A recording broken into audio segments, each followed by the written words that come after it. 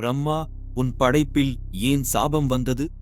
மும்மூர்த்திகளில் ஒருவரான படைப்புக் கடவுள் பிரம்மா இந்த உலகில் படைப்புத் தொழிலின் அதிபதியாக போற்றப்படுகிறார்.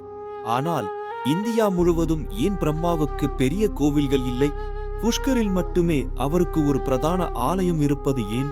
இதுவே நாம் காணவிருக்கும் பெரும் மர்மம்.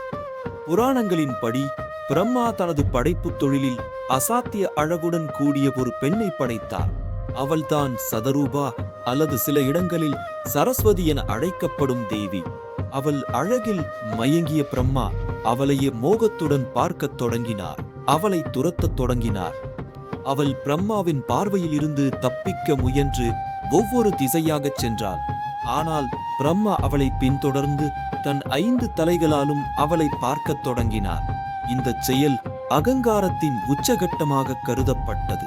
தேவர்கள் இதனை பார்த்து அதிர்ச்சியடைந்தனர். இந்த காட்சியைக் கண்ட சிவபெருமான் கடுங்கோபம் அடைந்தார்.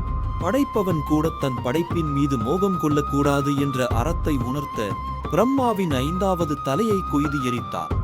மேலும் பிரம்மாவுக்கு பூமியில் எந்த விதமான வழிபாடும் இருக்காது என சாபமிட்டார். இதன் காரணமாய் பிரம்மாவுக்கு புஷ்கரை தவிர வேறு எங்கும் பெரிய கோவில்கள் இல்லை. பிரம்மா நம்மை காத்திருக்கிறார். அடுத்த கதையை காணுங்கள்.